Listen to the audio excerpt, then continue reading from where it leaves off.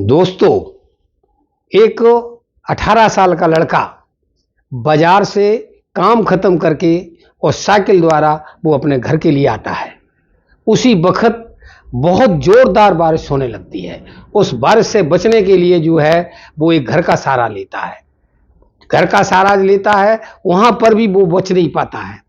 फिर वो अंदर घर में घुस प्रवेश करता है, देखता है वहां एक 24 साल की एक लड़की मौजूद होती है। और लड़की, अब उस घर में लड़की और लड़के के अलावा कोई नहीं होता है।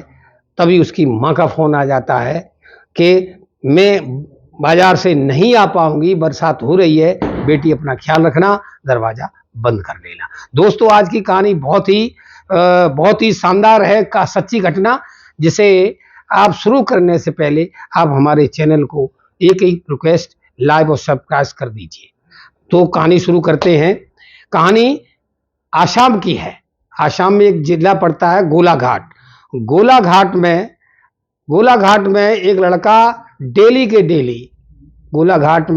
के डेली साइकिल से 16 किलोमीटर काम के लिए जाया करता है। बात करते हैं 28 जुलाई की। 28 जुलाई को लड़का बाजार से अपना काम समाप्त करके घर वापस आ रहा था। जैसे वो लौट ही रहा था कि रास्ते में अचानक बारिश होने लगती है। बारिश क्या कहें, बादल फट रहे थे, बहुत गड़गड़ाहट हो रही थी, धूप और हवा तेज चल रही थी, बरसात के थपेड़े आ रहे थे।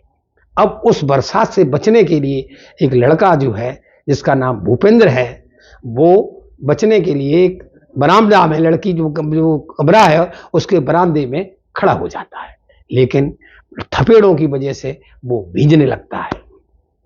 अंदर एक जो कमरा है उसमें एक अंदर लड़की बैठी हुई है। उसका नाम, जो लड़की बैठी हुई है वो कहती है कि आप अंदर आ जाइए।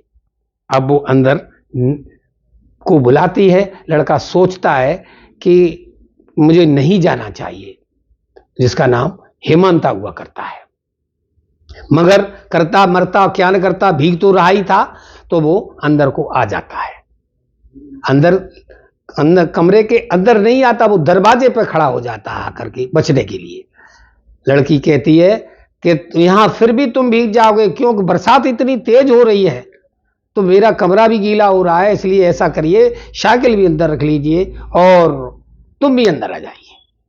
लड़का झेंपता हुआ मान भी जाता और अंदर को आ जाता है, दरवाजा बंद कर लेता है। जब दरवाजा बंद करता है तो अंदर का माहौल तो शांत है, लेकिन बाहर जो है उथल पुथल, जितनी बरसात की वजह से हो रही है उतनी ही उथल पुथल इन दोनों के अंदर होने लगती है। कमरा जरूर शांत है, लेकिन दिलों में एक तूफान इनके भी पैदा हो जाता है। अब 7 बजे बरसात शुरू होती है, 8:30 बज जाता है। लड़की हेमंता कहती है अब क्या बताएं, क्या करें, बरसात तो रुकने का नाम ही नहीं लेती है। तो लड़का जो भूपेंद्र के दिमाग में एक चीज आती है कि अब इन्हें तकलीफ पैदा हो रही है और मुझे यहां से जाना चाहिए। तभी वो चल देता, किवाड़ खोल के चलता है। लेकिन वो लड़की जो है उसको मना करती है। वो कहता नहीं, मुझे जाने दो। इसी वक्त वो लड़की जो उसका हाथ पकड़ लेती है और हाथ पकड़ के वो अंदर ले जाती है और स्वतः दरवाजा बंद कर देती है। अब और लड़का जब अंदर चला जाता है तो उसे बैठने की जगह देती है और वार्तालाप शुरू हो जाता है। तो लड़का पूछता है कि आप यहां अकेली रहती हो?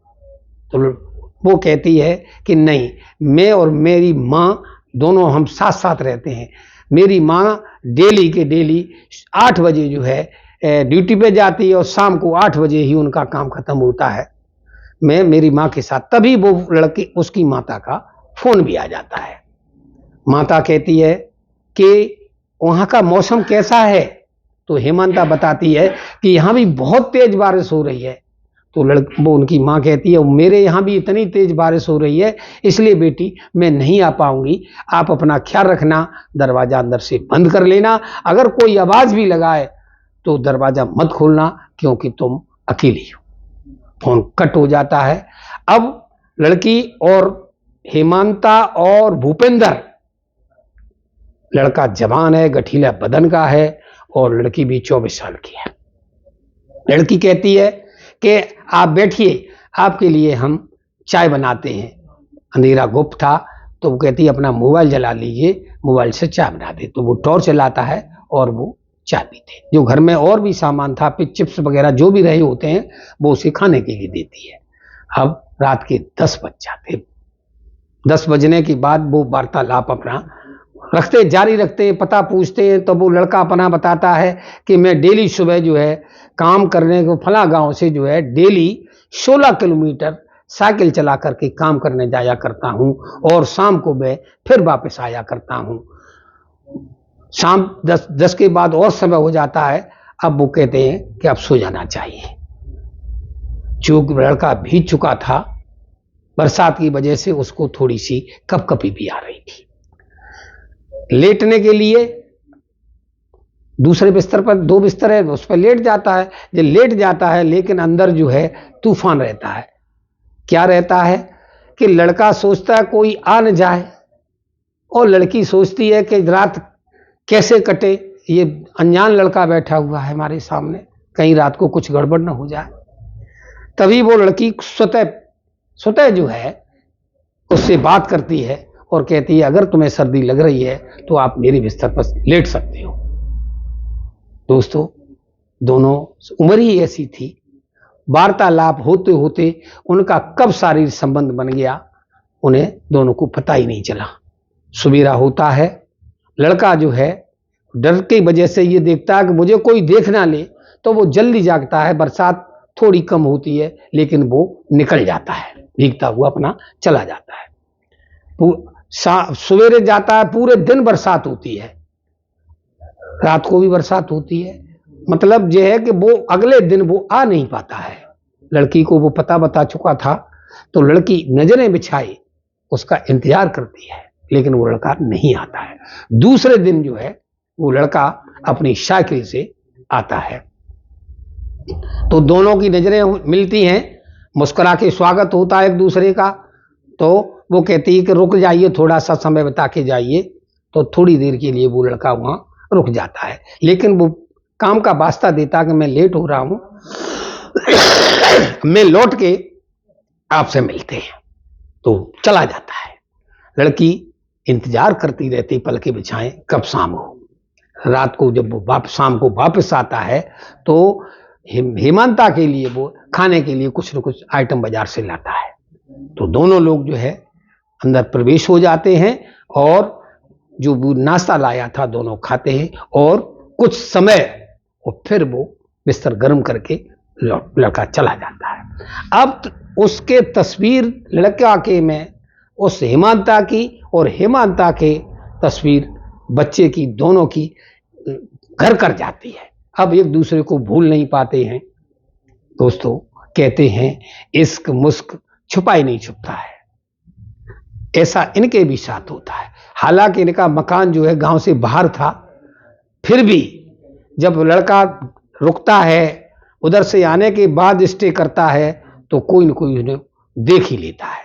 ये बात चर्चा का विषय बन जाती है कि वो एक फला लड़का फला हेमंता के घर आकर के रुकता है। इसकी शिकायत जो उसकी माता से कर दी जाती है।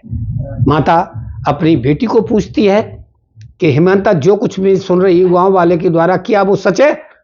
लड़की तुरंत उत्तर देती है कि जो कुछ भी तुमने सुना है माता जी वो बिल्कुल सच है।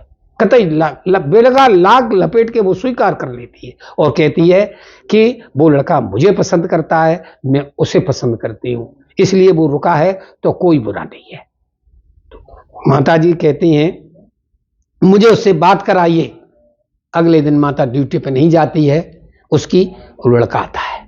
लड़का आता है तो लड़का को देख करके वो खुश हो जाती है कि चलो ठीक है, लड़का भी ठीक है, हृष्ट पुष्ट है, गोरा बदन है, ठीक है। लेकिन अब वो पूछती है कि बेटा तुम्हारी उम्र क्या है? लड़का बताता है कि मेरी उम्र 25 साल है। तो माता जी ये जो है उसका अनुभव बोल रहा है। वो कहती तुम देखने में तो नहीं लग रहे हो, देखने में तो तुम 18-19 साल के लग रहे हो और उम्र तुम अपनी 25 साल बता रहे हो। तो लड़का कहता मुस्कुरा जाता है लेकिन अपनी बात को वो 25 साल पे ही अड़िग रहता है। तो वो पूछती है क्या तुम मेरी बेटी को पसंद करते हो? वो कहता है बिल्कुल पसंद करता हूं, मैं शादी करना चाहता हूं। तो लड़की भी कहती शादी करना चाहते हैं, लड़का भी कहता हम शादी करना चाहते हैं। तो माता कहती है कि थोड़े दिन की धीरज रखो, मैं तुम्हारी माता पिता से बात करते हैं। दोस्तों एक दिन जो है किसी अपने साथ एक आदमी को लेकर के, परिवारजनों को लेकर के वो माता जो है इसके भूपेंद्र के घर जाती है। जब वहां वार्तालाप होता है, उम्र की उस लड़के ने बता भी दिया था कि जब मेरे घर पे आओ तो मेरी उम्र का जिक्र मत करना, लेकिन वहां बात तो शादी की सारी होती हैं। फिर जब चर्चा हो जाती कि ठीक है मुझे भी लड़की दिखाइए, लड़की देखी जाती है। तो लड़की जब देखी जाती है तो लड़के के माता पिता बहुत नाराज उस बुढ़िया से होते हैं कि तुम मुझे फंसा रही हो, तुम्हारी लड़की की उम्र 24-25 साल है और मेरे लड़के की उम्र मात्र 18 साल है। अब बीच में पेच फंस जाता है 18 साल वाला, शादी की मना कर दी जाती है। लेकिन लड़का इकलौता था, जिद कर जाता है मैं शादी करूंगा तो इसी के ही साथ, वरना मैं शादी ही नहीं करेंगे। माता पिता आकर जो भी करते हैं बच्चे के लिए करते हैं। दोस्तों मजबूरी में आकर के जो है ये बेमेल विवाह, उसकी उम्र 18 साल और उसकी साल 24 साल, दोनों की रिश्ता तय कर दिया जाता है और दोनों की धूमधाम के साथ शादी कर दी जाती है। दोस्तों आज की कहानी आपको कैसी लगी कमेंट करके मुझे जरूर बताइए। धन्यवाद।